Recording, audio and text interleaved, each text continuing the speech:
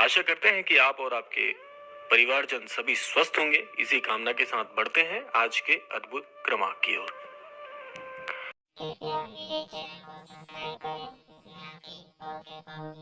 आज का ये अद्भुत क्रमांक आप सभी के लिए बड़ी ही महत्वपूर्ण जानकारी है।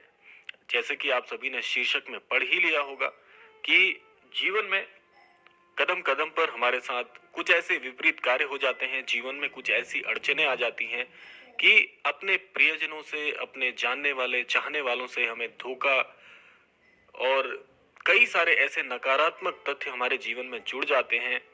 हमारे सफलता हमें प्राप्त नहीं होती, जीवन में असफलता बार बार मिलती है, बहुत प्रयत्न के बाद भी हमारे कार्य नहीं बनते हैं और जीवन में बड़ी ही विपरीतार्थक स्थिति आ जाती है। तो ऐसा हमारे जीवन में आखिर क्यों होता है, आज इन्हीं तथ्यों पर हम बात करेंगे। तो आइए बढ़ते हैं आज के अद्भुत क्रमांक की ओर। श्रद्धेय श्री महाराज जी ने जीवन में मनुष्य के लिए एक ऐसे अद्भुत मंत्र के लिए बताया है जो कि अपने जीवन में जोड़ने मात्र से आपके जीवन में जो परेशानियां चल रही होती हैं, जो अटकलें चल रही होती हैं और जो प्रतिकूल समय हमारे जीवन से जुड़ जाता है ना चाहते हुए भी, उसके लिए बड़ा ही महत्वपूर्ण हमें मार्ग बताया है जो कि अपने जीवन में हमें जोड़ना अवश्य चाहिए।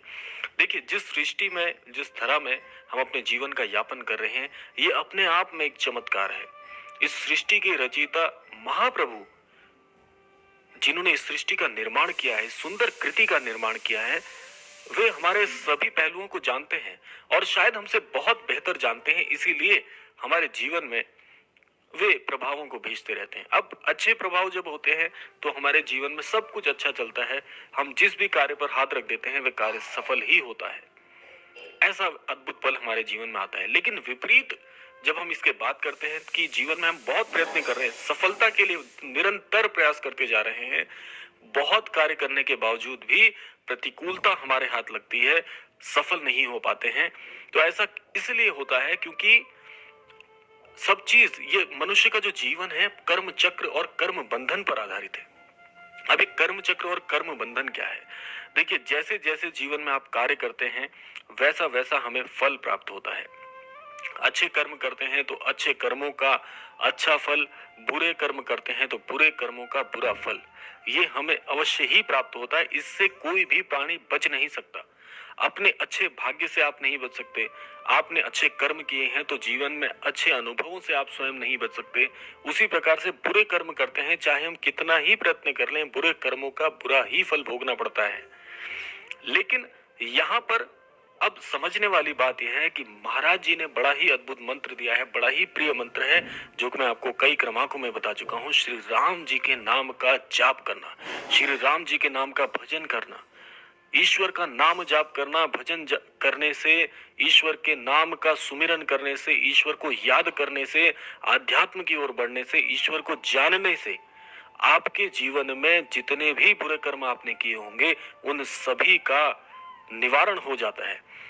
महाप्रभु इतने दयालु हैं, ईश्वर इस सृष्टि के रचयिता, चाहे आप श्री राम कह लीजिए, चाहे श्री कृष्ण कह लीजिए, आप ईश्वर को, महाप्रभु को किसी भी नाम से पुकार लीजिए, वह इतने दयालु हैं जो हम कभी सोच ही नहीं सकते। उनकी सीमा क्या है, असीमित है और अनन्य है। आप जानते हैं कि जिस प्रकार से इस सृष्टि का कोई अंत नहीं है, ऐसी ही आदि अनंत हमारे महाप्रभु हैं जिन्होंने इस सृष्टि का निर्माण किया है। वे इतने दयालु हैं कि आपके बुरे से बड़े बुरे असम्य अपराधों तक को क्षमा करने की क्षमता उनमें है।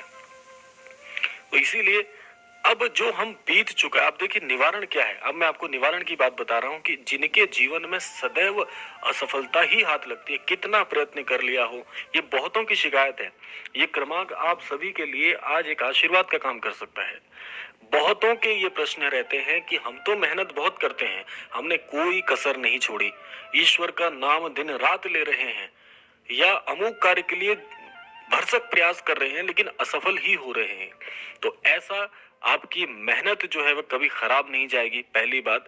दूसरी बात कि आपने जो भी बुरे कर्म किए हैं, और यह तो सिर्फ कहने महज की बात है कि पिछले जन्म के कर्म, हम अगर अपने इस जन्म के कर्मों को भी यदि हृदय से याद करना प्रारंभ करेंगे तो हमें अपने अपराधों से हमारा साक्षात्कार हो जाएगा। हम स्वयं जानते हैं गलती करने वाला मनुष्य किसी और से ना पूछे, अपने हृदय से स्वयं पूछे। हृदय में श्री राम जी का वास है। हृदय से पूछ लीजिए कि मैंने जीवन में कितनी गलतियां की हैं, तो शायद किसी और से पूछने की आवश्यकता नहीं पड़ेगी। हम खुद जानते हैं कि क्या कर्म हमने कैसे कर्म किए हैं। तो जो हो चुका उस पर अब बदलाव तो नहीं किया जा सकता, लेकिन आगे से ये बात ध्यान रखें कि अब हमसे कोई बुरा कर्म ना हो पाए। किसी भी प्रकार से अनिष्ट मत सोचिए, किसी की बुराई के बारे में विचार मत करिए, किसी का गलत करने का मत सोचिए, किसी का हक मत मारिए। जीवन में मधुर बोलिए, कटु वाणी बिल्कुल इस्तेमाल ना करें, किसी के लिए अपशब्दों का इस्तेमाल ना करें, बुरी नजरें ना रखें। बुरे कर्म, आप सभी जानते हैं कि जीवन में कितने बुरे कर्म हो सकते हैं। तो कुकृत्यों से बचना है, कुकर्मों से बचना है। जो हो चुका, ईश्वर बड़े ही दयालु हैं। अगर शरणागत होकर आप ईश्वर की शरण में जाएंगे तो जीवन में चाहे अक्षम्य अपराध भी किए होंगे, जिसको कहते हैं कि ब्रह्म हत्या भी अगर जीवन में किसी ने की होगी, ऐसी हत्या भी स्वयं श्री महाप्रभु उसके लिए आपको क्षमादान दे सकते हैं। लेकिन आपको शरणागत होकर प्रभु की शरण में जाना ही होगा।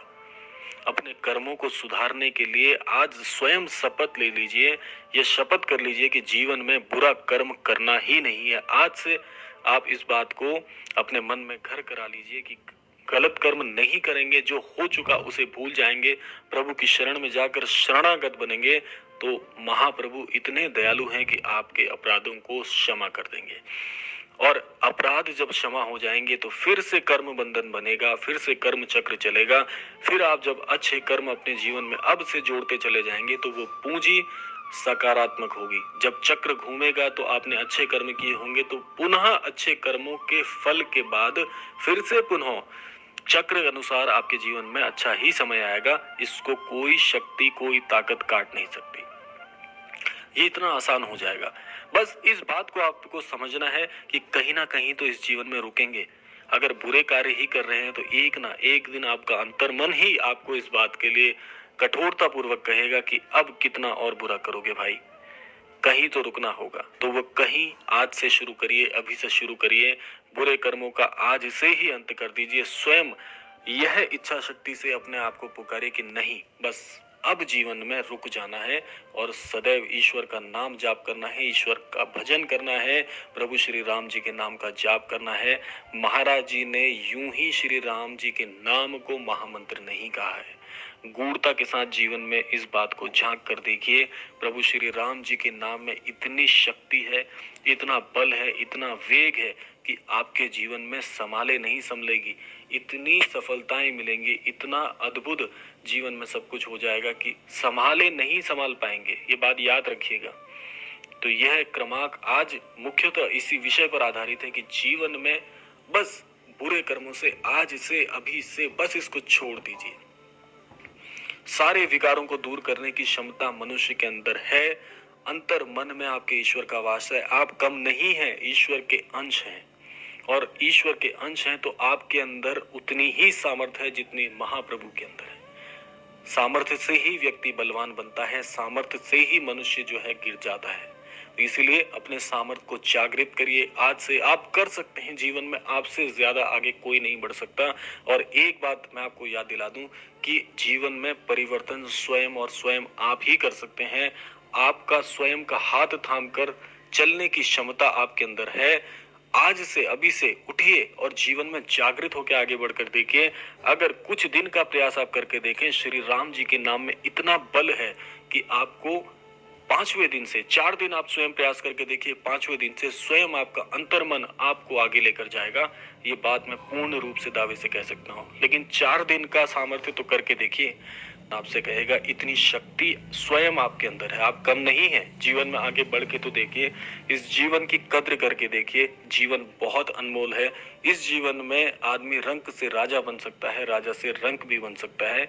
तो यह जीवन कम नहीं है, आप कम नहीं है, सामर्थ्य आपके अंदर कम नहीं है।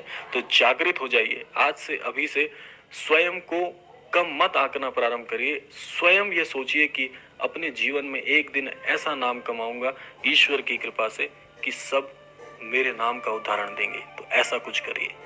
तो यह था आज का अद्भुत क्रमांक। आशा करते हैं कि आज के क्रमांक से अवश्य ही कुछ सीख पाए होंगे। इसी कामना के साथ समय होता है विदा लेने का, लेकिन विदा लेने से पूर्व प्रार्थना करते हैं। आज इस क्रमांक के माध्यम से श्रद्धेय श्री महाराज जी के चरण कमलों में प्रार्थना करूंगा कि हमारे सभी अनन्य दर्शकों के जीवन में उन्हें सद्बुद्धि दें, सन्मति दें, जीवन में आगे बढ़ने के लिए प्रेरित करें और आस्थावान बनाएं। इसी कामना के साथ विदा लेते हैं। मिलते हैं अगले क्रमांक में, तब तक के लिए जय श्री राम।